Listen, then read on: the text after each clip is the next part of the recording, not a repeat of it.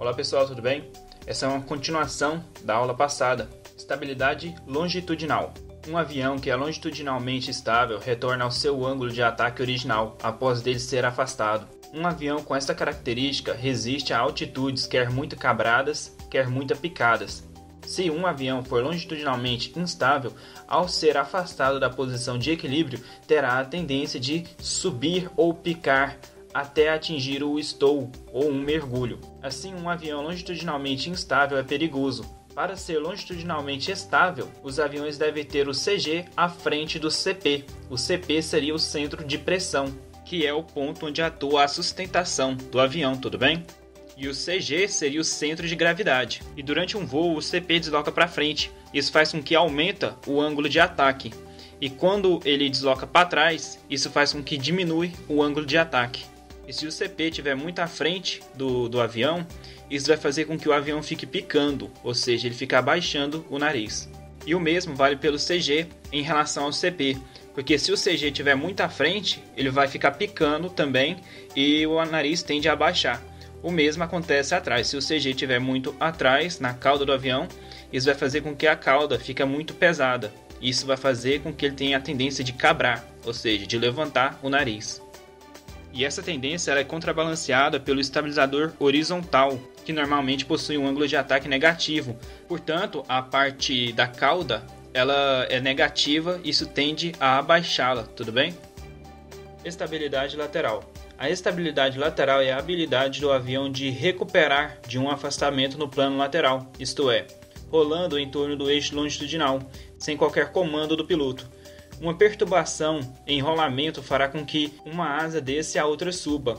Quando o avião inclina, o vetor sustentação fica inclinado e produz uma guinada. Além de se deslocar para frente, o avião desloca lateralmente porque os vetores sustentação e peso não são diretamente opostos, causando uma resultante que produz um movimento lateral. Como consequência do deslocamento lateral, o avião receberá uma força aerodinâmica que procurará restaurar a posição original do avião, com a asa nivelada. Então, isso é bastante simples. A estabilidade lateral nada mais é do que a tendência de fazer com que o avião volte à sua posição original, em relação ao movimento de rolamento em torno do seu eixo longitudinal, que nós já vimos sobre isso, tudo bem? Quando a aeronave glisa, a asa inferior, devido ao diedro, que eu vou explicar agorinha, receberá o vento relativo com maior ângulo de ataque e produzirá mais sustentação que a asa superior.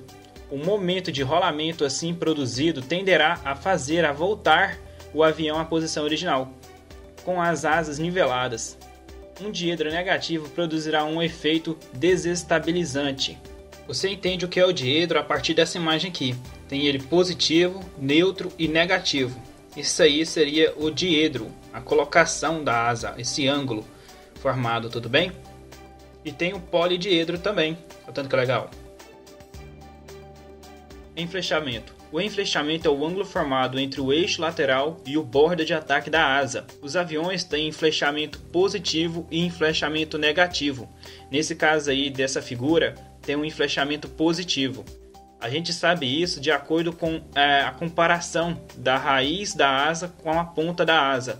Se a ponta da asa estiver atrás da raiz da asa, ele tem um enflechamento positivo. E se a ponta da asa estiver à frente da raiz da asa, então ele tem um enflechamento negativo. E existe avião com enflechamento negativo, tudo bem? Saber para que serve o enflechamento nós vamos ver nas aulas de motores, mas é só uma questão de sustentação, tudo bem? Efeito quilha. No descolamento lateral que se segue, há um distúrbio em rolamento, a pressão do ar em um momento restaurador tendendo a levantar a asa abaixada e fazer retornar o avião à posição original, com as asas niveladas.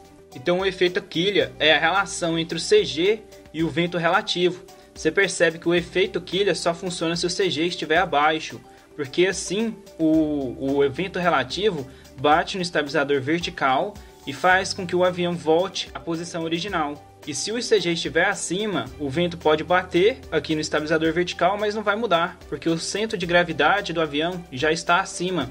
Então não vai ter alteração, não vai ter o efeito quilha. Isso aí é em relação à estabilidade lateral do avião, tudo bem? Estabilidade direcional. A estabilidade em torno do eixo vertical é chamada de estabilidade direcional. Ela se refere à habilidade do avião a aproar o vento cruzado, isto é, um vento com uma componente transversal. Os dois fatores que produzem estabilidade direcional são efeitos de quilha e enflechamento. Efeito quilha.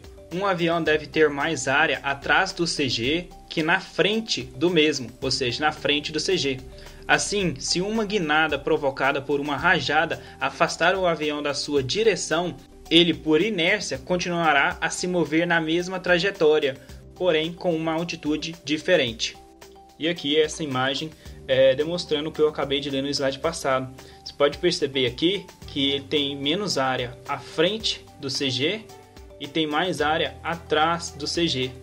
E esse efeito, isso vai fazer com que tenha um efeito de continuar na mesma direção, ou seja, vem o vento de frente, de proa, vem essa rajada e vai fazer com que o avião torce. Mesmo ele torcendo, por inércia, vai fazer com que ele continue na direção que estava, tudo bem? E aqui, mais uma vez, falando sobre o enflechamento. Se um avião com a asa enflechada receber uma rajada na cauda e guinar, por inércia ele manterá a mesma trajetória. A asa externa terá mais área exposta ao vento relativo, portanto, maior sustentação e arrasto nesta asa. A tendência será freá-la, voltando à altitude anterior. Então aí comprova que o efeito quilha e o enflechamento faz com que o avião tenha maior estabilidade, tudo bem? Faz com que ele volte à posição original sem que você dê manche para um lado ou para o outro, ou dê pedal, ou qualquer coisa, ou qualquer comando, tudo bem?